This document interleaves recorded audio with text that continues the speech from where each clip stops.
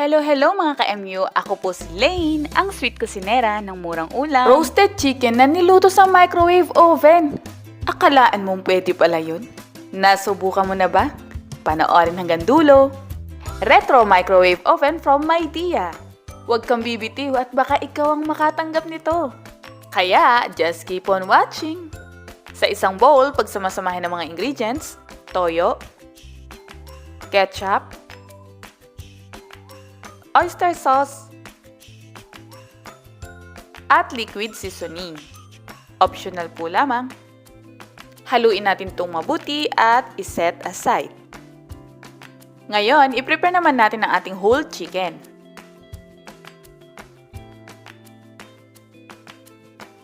Budburan muna ito ng asin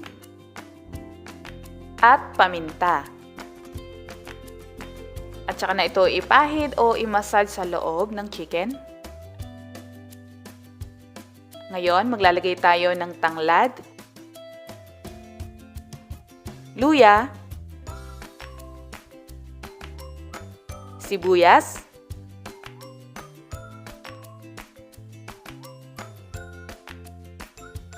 at bawang.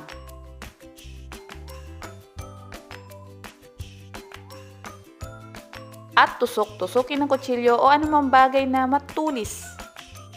Ito ay para mas manuot ang lasa.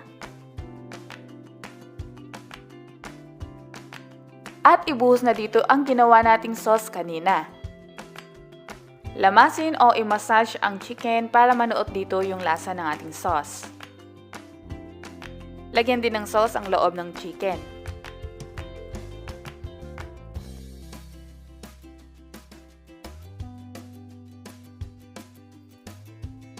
At dahil medyo messy na siya, ilipat natin ang chicken sa isang mas malinis na bowl.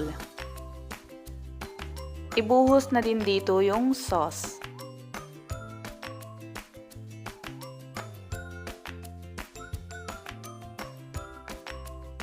Lutuin na natin to sa Midea microwave oven.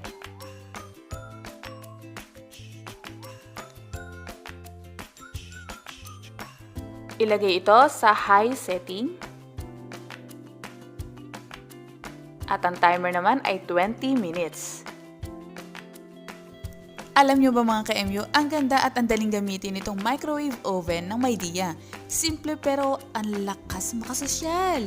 Meron silang dalawang klase, yung retro blue digital microwave oven at ang red mechanical microwave oven. Pareho silang powerful pero matipid sa kuryente. Imagine, for every 3 minutes of cooking time, katumbas nito ay piso. At isa pa, parehong stylish at nag-a-add ito ng color sa kitchen ninyo. Just like me, I have a red kitchen kaya red ang microwave oven ko. Ang timer naman ng Blue Digital ay hanggang 95 minutes, while yung red ay 35 minutes. Napakadaling linisin dahil sa enamel interior cavity nito. Madali ding i-navigate ang control panel. Okay, mabalik tayo sa ating niluluto. Kanina sinat ko siya sa highest setting at 20 minutes timer, so hintayin lang natin siyang mag-stop. Alam niyo, akala ko dati pag sinabing microwave, init-init lang ng food, ganun lang. Pero ngayon ko napagtanto na pwede pala talaga magluto. After 20 minutes, so heto na mga ka-MU. Actually, hindi pa ito totally luto. Sinadya natin yon dahil may gagawin pa tayo. Babalik na rin natin ang chicken. Tingnan nyo, ang lambot na oh.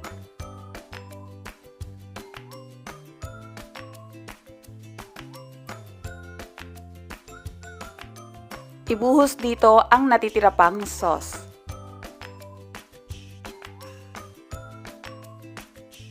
At ibalik ulit natin to sa microwave oven.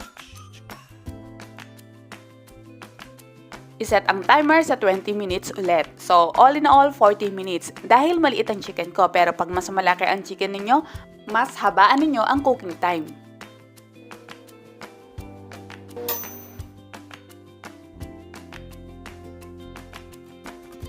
Iyon, luto na. Ito na yung pinaka-sauce at sabaw na nagmumula sa chicken. So, nasa sa inyo kung ihahalo o hindi. Narito na ang ating roasted whole chicken. sa Midea Microwave Oven. So mga ka-MU, kayo nang bahala kung anong i-design ninyo or ano ang ihahalo ninyo. So ako, quail eggs. At alam nyo ba na ang quail eggs nito ay niluto ko lang din sa loob ng microwave oven. Napaka-convenient talagang gamitin. Ang sarap nung niluluto pa lang kanina, grabe yung amoy, ang bango. Kaya yung mga nasa opisina, yung mga nagdo-dorm na microwave lang ang meron sila at bawal magluto, ay nako, eto, pwede ninyong gamitin. At syempre, alam ko may mga magtatanong sa inyo kung magkano nga ba itong mga microwave oven mula sa Midea. Aba mag-visit ka na sa www.mideaph.com. Meron din sila sa Lazada at Shopee. O diba, madali lang hanapin? So ngayon, eto ang tanong. Gusto nyo bang makatanggap ng Midea Retro Microwave Oven? I-comment nyo lang, Midea PH pang world class. At don't forget to share this video ha. Maaari kayong manalo ng isang Midea Retro Microwave Oven.